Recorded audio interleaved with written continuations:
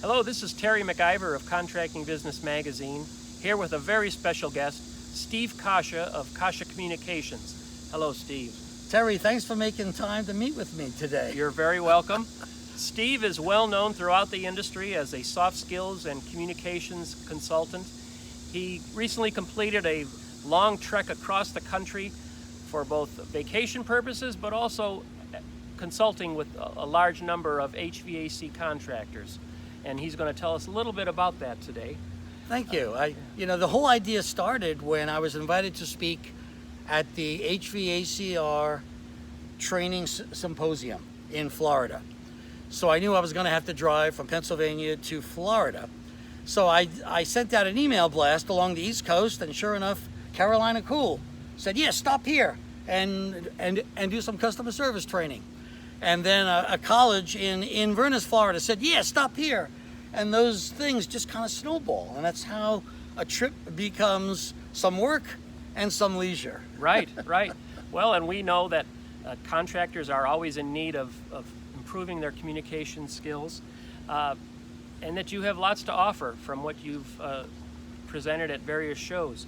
But what gave you this idea for this nationwide trek?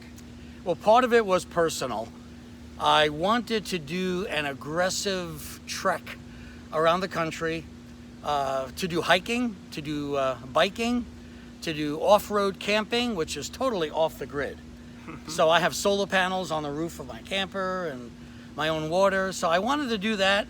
And then, as I conveyed earlier, the business creeped into it. And I made lots of stops along the way, worked with the best contractors. And from my experience, Terry, the best contractors want to get better. Right. Those are the ones that just are willing to make the investment. And when I was at Carolina Cool in South Carolina, at one point I asked this very simple question. I asked the people in their call center, on a daily basis, how many of you feel like you are a therapist? And all the hands go up. Everyone does it. And I said, on a daily basis, if you're working the phone, you find yourself backing callers away from the ledge. You're keeping them calm. And they're like, yeah, that's what we do. Right. And for any customer service person, it may not happen numerous times a day, but you will get those calls from upset callers, and knowing how to maximize your own self-control about pace of speech, about breathing, about tone of voice, about smiling, all of these things factor in to what makes really good service. And telephone therapy, whether you know it or not, that's what you're doing. Yes, great way to put it. Yeah. Well, if anyone has seen your YouTube videos of your travels, they'll see it. It's quite a thing, the way that you presented the various regions you were in. And I know there was one where you gave a little tour of your camper, which was very interesting. I know I was jealous, and I think lots of other people were too. But what was the total mileage, or how many states did you visit? So it was about 13,000 miles thus far, and visited about 20 states. I went as far west as Arizona, Utah, and Wyoming, and I just had a wonderful time. I taught at some trade schools out there, so I was at the College of Southern Nevada. Dennis Sokup is the instructor there, a real good buddy of mine. Oh, boy. So just a world-class laboratory, world-class curriculum. They do really good work. I also taught at Salt Lake Community College, and Don Coscia, another good buddy, is an instructor there. And Don Coscia has nailed down the whole troubleshooting aspect of what to teach technicians. He's so good at it. And these instructors, they put their heart and soul into this. Right. They invest so much of their time and effort, some of which they don't get paid for.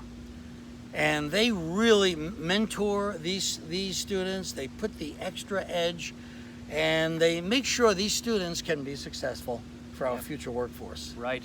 Very important. Yeah. And from the contractor point of view, what were some of the key findings you came up with from your interaction with contractors? So here's what I observed among my contractor clients, is that the clients who invested more time documenting what they do in terms of processes and flow charts had an easier time after COVID surfaced. And that's because they already had something published that they could revise. Contractors who don't document what they do, they have to start from scratch. Yes. And they're winging it.